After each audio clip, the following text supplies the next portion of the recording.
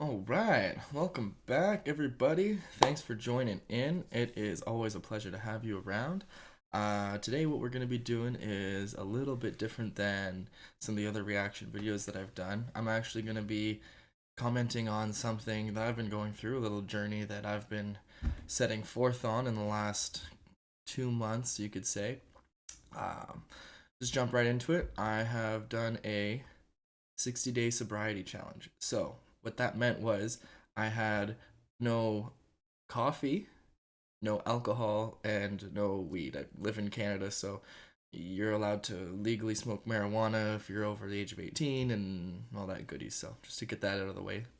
Um, yeah, so I decided at in the middle of August or towards the end of August, I thought it would be a neat experiment to see how it would go if I were to stop drinking, smoking, and having coffee.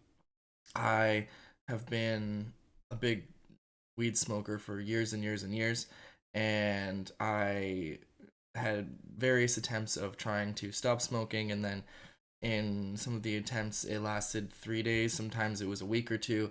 At one point I stopped for about 7 months, but I very quickly started drinking alcohol right away, and that was kind of the new vice that shifted over from one addiction to the other, and that was a whole mess that I was dealing with the consequences of that one. I mean, I wasn't getting blackout drinking hard liquor or nothing, but I mean, I would have a couple of beers after work, and then it turned into having beers at home, and pretty quickly I was having 4 or 5 beers just sitting alone by myself drinking every night, and there wasn't anything like real big reason as to why, other than just it was part of the habit and it was something to do. I was always pride myself as someone who was fairly fit, and I actually started getting a beer belly.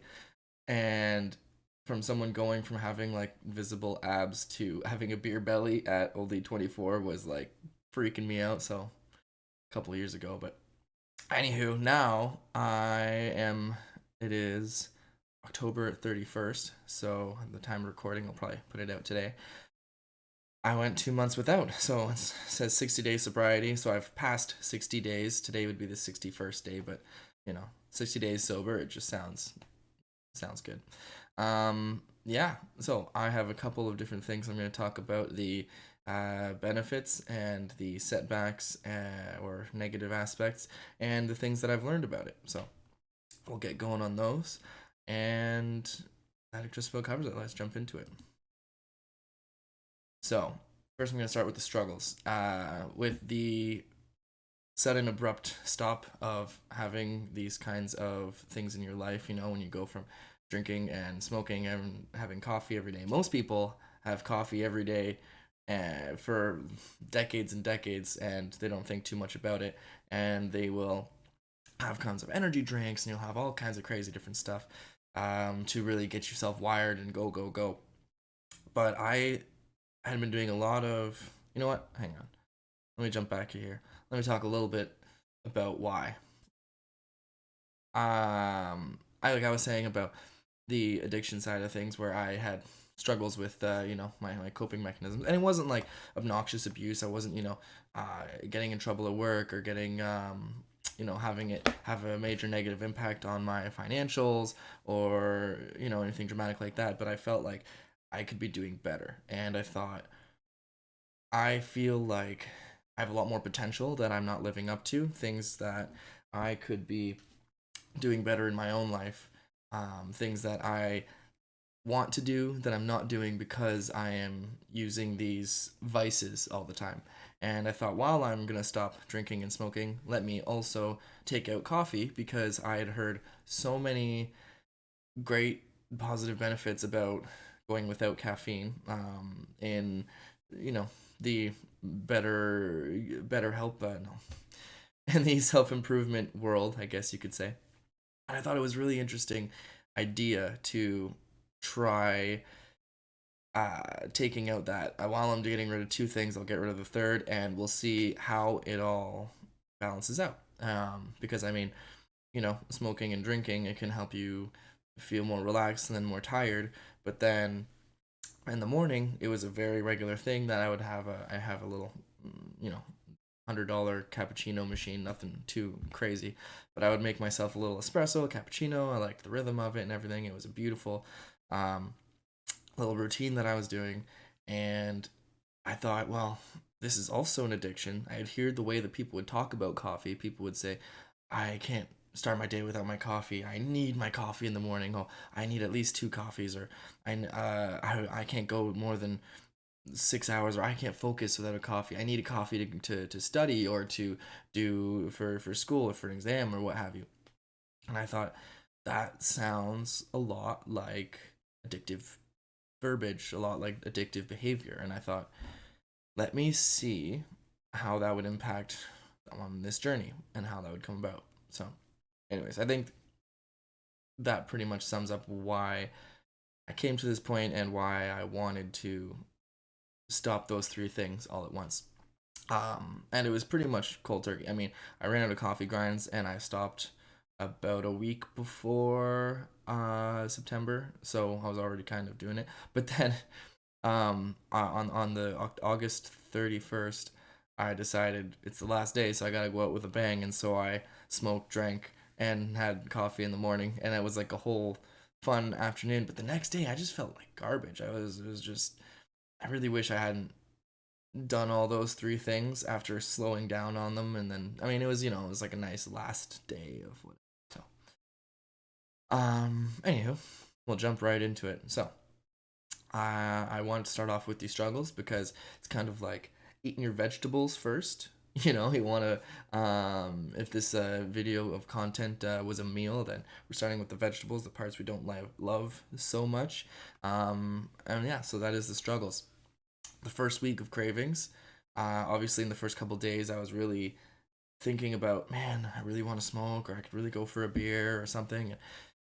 Kind of wanting to have those things. Honestly, I felt like coffee wasn't that hard to give up because I had already kind of given it up for a week before, and I found if I'm just drinking lots of water and I'm sleeping enough, then I'm fine. I didn't need to have that burst of energy. And generally, I keep pretty active, and I go to the gym fairly often, and I feel like the way that I have my healthy routines already set up to be physically active and trying to be optimize my mental health and trying to optimize my food eating habits. I mean, I'm not perfect. I still eat junk food. You can't keep a bag of smart food around me because I will just eat the entire thing, even if it's the full bag. It's so bad. I don't know what's in that stuff. It's normal popcorn, I'm fine, but smart food, it's a problem. Even now. So anyways, yeah, no, I felt like I was fine with going without coffee, and then without smoking and drinking. The first week, it was the first 3 or 4 days. Honestly, I found sleeping was the biggest thing. Anyone who's ever been smoking marijuana for a long period of time and then tried to stop, you can probably understand the difficulties of trying to sleep. I definitely had this many times before whenever I had tried to quit smoking. Um, One of the big reasons that I started drinking after I had smoked for so long was I decided to get a couple bottles of red wine and then have a few glasses at night instead of smoking to help me fall asleep, because otherwise I'd be up till 4 or 5 in the morning tossing and turning, which was a whole mess. But this time around, I think because I had already been in a good physical exercise routine, had already been working out fairly regularly, that my body was exhausted enough, I was able to just knock out. I mean, you do a full day of stuff and you're busy, busy, busy, and all these things, and it really helped me. Sorry. It really helped me it would be able to fall asleep. The biggest surprise was the second point here I've got, which is the second week's emotions. Um, I was suddenly so angry, and for almost no reason. I mean, it was like little things that would just drive me up the wall, or I would be very restless and I would feel very sad. Like all the downs were really heavy downs, but it wasn't in the first week, it was in the second week, which I can't exactly explain. I think it was probably the first week of feeling fresh and energized and excited, and my body kind of having a recuperation. Then the second week, my body's like, oh, you're not going back to these things. You're not having any of your vices. I was going from having all these, I guess you could say, supplemented dopamine sources, where I was having, the smoking, drinking, and caffeine fairly regularly. And then suddenly all of it was gone. The body took a week to kind of feel like it was like healing, repairing itself. Then all of a sudden it was like, hey man, we don't have anything, like what's going on? Why do we not have these things that we're so used to having for such a long period of time, like probably over 10 years of me, using the variety of the three substances. And so that was very rough, and I'm grateful for the people that I had around me that were able to um, talk me through it and were able to sit and listen, and that were willing to put up with my crankiness. I wasn't being dramatically combative or anything, but I was definitely being a lot more rigid, I guess you could say. I was being a lot more confrontational, I think is a really good word for it. Being a lot more confrontational than I generally would have been, or even am now, because it was just a lot more. Things were really bothering me, and I couldn't put my thumb on it. And then I figured, oh, well, it's been about 2 weeks without having any of the three substances, so well, that makes a lot of sense. So yeah, that pretty much wraps that up. And then for the third and final point of the major struggles, I would say would be situational pressure, or FOMO, fear of missing out. So I found that when I would go do something that it was breaking out of the normal routines and normal habits. So whenever I would want to go hang out with a friend just for just to grab coffees, well, I don't drink coffee now, so I'm trying to find other solutions for it. And I mean, it wasn't 100% crossing out all caffeine. I would allow myself to have some tea. I'm currently bartending, so that was a funny thing. Oh, I didn't. That's a great thing to put on the list. But I'll circle around.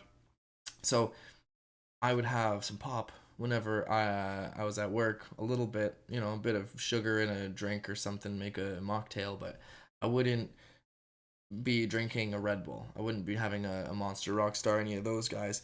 And I definitely wasn't having coffee. And that was just a weird thing to be, in a date setting, getting coffee, and I'm having tea instead of coffee. Or I went on a date where we went to get dinner. And normally, when I go to get dinner, I'm the kind of guy that I love restaurants. And whenever I go out to a restaurant, I love to get a bottle of wine for the table, and we just hang out, and I can talk about the wine because I know a few things about wine, and we can enjoy the meal together, and we can pour from the bottle for each other. It's just like a little courtesy thing. It helps you relax and open up, and all the great things that a bottle of wine can do for you, which, for better or for worse. But now I was in the situation where I felt awkward and weird, and it was part of my crave and desire to go out and order the wine from the server, and now I can't even get a beer at dinner. I can't get a bottle. I can't get a wine. I can't have a cocktail or none of these fun things that normally just kind of, I guess, take the pressure off and take a little bit more ease into the conversation, a little bit more relaxed and whatever. So that was an interesting observation, the situational pressure. And then, of course, after work, sometimes you're hanging out with friends, and everyone will get some drinks, and no, I'm good. I'll just have my water. And then, oh, we're all gonna have some shots. Do you want to have a shot? I'm like, no, I'm not gonna. Someone counts the people at the table. Okay, there's 8 people here. Okay, they order 8 shots, and then they all come around. And then there was a shot and something in front of me, and I mean, by all standards, it's a free shot, but I still don't take it because I'm doing this whole journey, right? I'm already a few weeks in at this point, so the longer that I had gone, the easier it was to say no to the things. But at first, saying no to people inviting me out and asking me if they, I want to go, go party, go have drinks, or sometimes people, hey, we're gonna go smoke one after work. You want to come out, and whatever. Unfortunately, no, guys, I can't. So that was an interesting thing. It was a bit of fear of missing out, but and then this will bridge me onto the next point, the next slide, I guess you could say. The people were really good about it. People were really nice about and understanding about not wanting to pressure me too much. And this will bring me over to the benefits. So, 60-day sobriety benefits. Well, the first one, super easily to point out, is it saved me money big time. So instead of getting a bit of booze at home or having drinks when you're going out and at the bar, or like I was saying on a date, a bottle of wine is like $60 at the restaurant, or having, two beers after work, three beers after work, and then you times that by, say, 3 days a week, you get two beers, that comes to like 60, $70, and then you tip on top of that, and then you're looking at, $80 for just to have a couple drinks after work. And what does that get you? Well, I mean, you have a couple of conversations with some friends and stuff, and you have a bit of more companionship potentially, but it really sucks the money out of your wallet so fast, especially if you are working in a restaurant. It's such an easy social thing to go after work, and you go and you have drinks and you hang out, and one drink turns into two, turns into three, and then a food, and then an appetizer, and whatever, and you spent $80, $100, and you do that twice a week. That's very quickly, it turns out you spent $400 or $500 throughout the month just after work having drinks or having a little bit of this and that. It just adds up so fast. And that's not to get into with smoking, then that adds into it. You get, I mean, you always buy stuff from the dispensary. I would generally buy pre rolls towards the end because that was the only way that I was not smoking like intense amounts all the time. And even still, I mean, it would be like $20 a week, $40, $50 a week. I know there's a lot of people. I used to be a much heavier smoker years before, where some people can spend $50, $100 in a week. And then that again adds up very quickly to, you know, 300, 400 a month. Even if it's 200 a month, you're looking at 400 a month is about almost, that's 4 grand a year, 4,800 a year. That's insane. 2 grand a year if you're doing $200 a month. That's 2,400 to just to smoke and just to be kind of buzzing and to be zombied after work or zombied whenever you're not. It's a wild thing. So I started thinking about it that way, and I've definitely been able to save money. Another benefit, I have a cleared mind.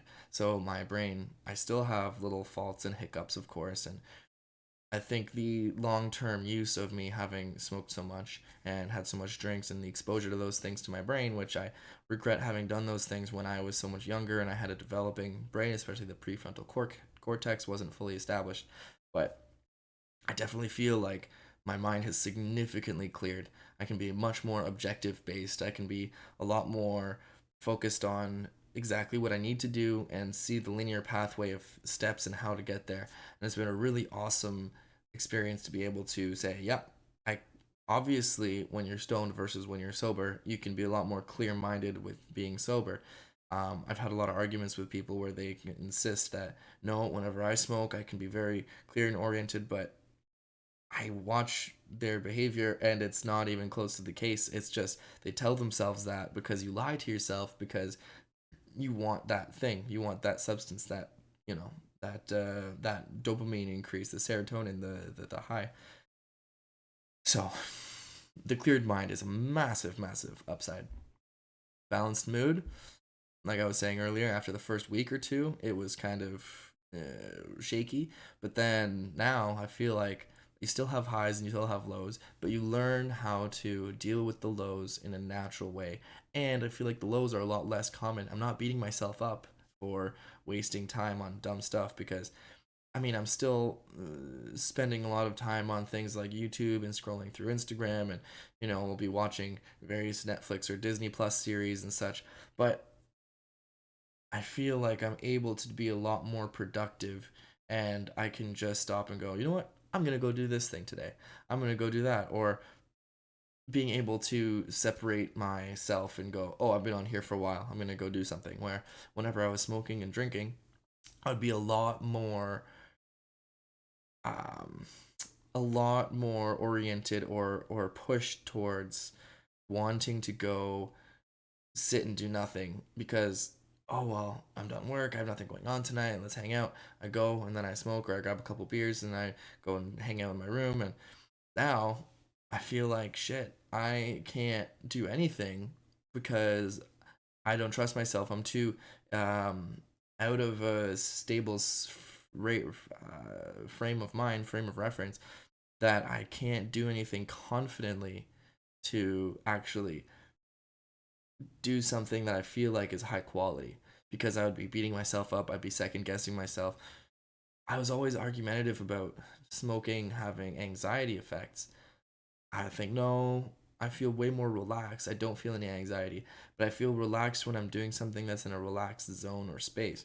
When I'm doing something that's mildly uncomfortable, like if I was in a big crowded area, or if I was in some kind of setting where I had to do something I deemed valuable or important to progressing major things in my life, I'd be super anxious because I'd be thinking, well, everybody probably knows that I'm stoned, or they're gonna know that I've been smoking or that I've had some drinks, and I get nervous and anxious about the idea of people knowing that I'm like that, or that I'm acting a fool of myself, or that I look visibly inebriated, and that's just no good. And then I start, acting weird and what have you. So that's been good.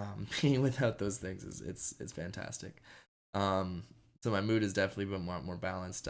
The highs aren't as extremely high because I'm not blasted out of my face and then just laughing like an idiot forever, but that's fine. I've had plenty of party times of doing all these things where I'm like, really having the super high highs, but what follows them is really hard crashes.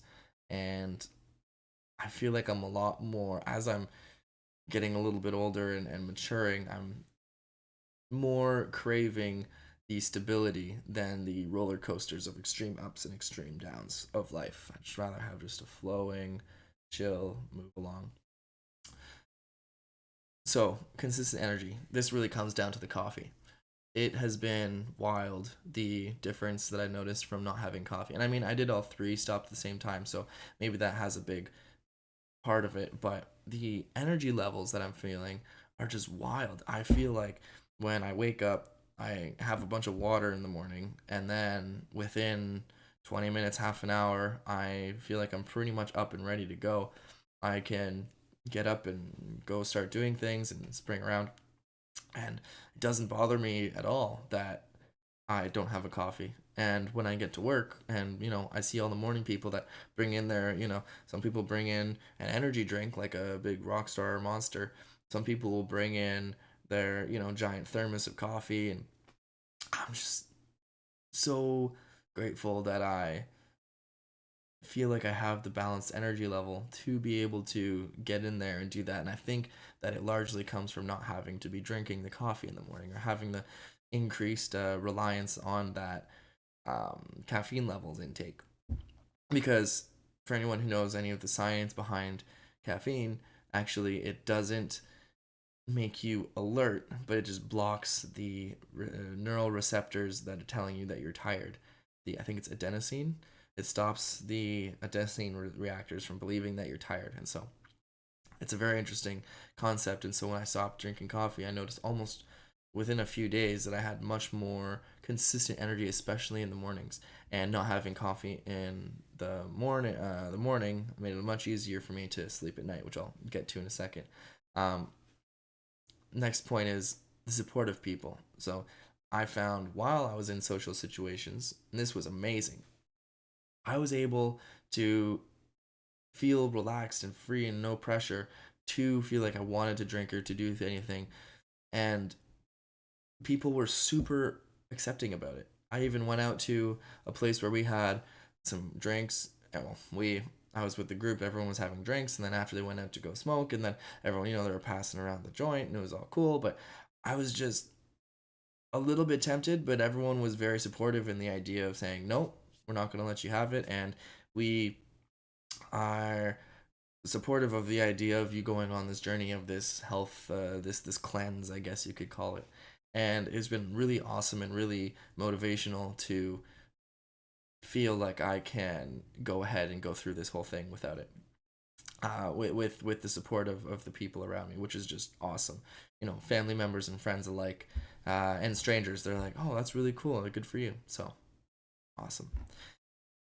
Next thing, motivation levels. I mean, my motivation levels have gone up a decent amount. Where when I go to do something, I'm like, no, let's just do it right now. We get it, and we just do it, and then it's done. It's all taken care of. I don't have to worry about it later. I don't have to worry about any craziness or anything else. And it's great. I feel like I still have more habits to break. I would like to stop using Instagram Reels every single day and every morning. I find myself to get on a big loop and a deep dive of just going forever and ever and ever. And it's really nice to not have that, to not have the hindrance of being, you know, intoxicated or inebriated or défoncé in French when you're stoned high, and it's great to be able to come home and go, no, I can do this thing now, I can do that thing now. Something that I spent a lot of the couple months doing was I worked on a Mandalorian costume, and that was super cool. I'll throw some pictures in right over here. We'll throw in a picture and kind of show a little bit of what that was. That was super fun. So I spent hours and hours working on that, and I think that I would not have been able to get that done had I been smoking and drinking the whole time, and that is amazing in itself. Um, and that pops into the self confidence, which I kind of touched on earlier. The confidence of knowing that I have the clear mind and the focus, and knowing that what I'm saying makes good sense, knowing that what I'm trying to do is with the most clear mannered perspective that I can muster. And I feel like I'm not the most brilliant guy in the world, but I feel like I'm moderately intelligent. I can see things and go, yeah, no, that makes sense. That just about lines up. Or see things and think, no, I don't think that exactly checks out.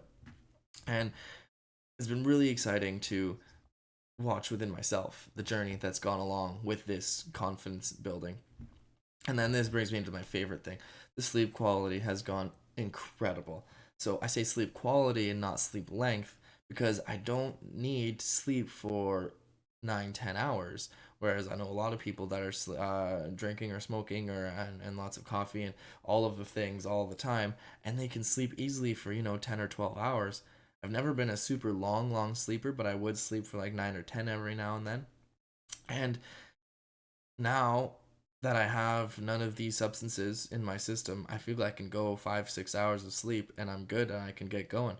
I mean, 8 hours is great, but I don't feel like I need it. I don't feel like it's necessary for my body to really recharge and re energize as much. And then I think I already touched on it earlier, but the wake up routine is amazing where I can get up, reach over, grab my water, drink a whole bunch of water in the morning, kind of get the dry mouth effect gone, go brush your teeth in your washroom and kind of get the morning started. And that's been awesome. So, to clear it up, the lessons. What did I learn? Well, what do you really need? I found what do I really need is a good support group, people that you can talk to about the problems that you're having and the struggles that you're going through, whether it's day to day things or long term objectives, and having a good routine, having good physical health objectives and goals is really important. I think that staying active is huge. I have found that eating really well is huge. I've been trying to eat a lot more whole based foods, meaning like getting the actual vegetables and getting the actual meats and getting all of the full ingredients in full, and then putting in a little bit of extra work to cook good meals for myself. It's really exciting. I love cooking. It's one of my little passions, and it's just really wholesome to know that I don't need a coffee in the morning. I don't need to have a beer after work. I don't need to, smoke that. I don't need to smoke that joint after work. And it's great to feel free. I genuinely feel free from all of my addictions and all of my things. Now, is it better clearly or cloudy? I think that people go through times in their life where they feel like the world is too hard to face, it's too horrible and terrifying that they can possibly muster the strength to face the challenges of their life without inebriation, without having some kind of way to disassociate from all the craziness going on. But I think that it's better to stare the devil right in the face and know what it is that you're looking at and go, yep, this is crazy, this is messed up, but we're going to keep on pushing and we're going to try and do our best to make the best of the situation. Because if you are disassociating the whole time to avoid and numb the pain, well, you're just numbing the pain, you're not solving the problem. So I think it's much better to have a clear mind than to be living in the clouds, despite my back and forth about it, despite all the times that I have been living in the clouds. It's just much better, I find, to be focusing on yourself, focusing on ways that you can improve yourself. And then the more that you improve yourself, the more you're able to help others and to help other people that are around you.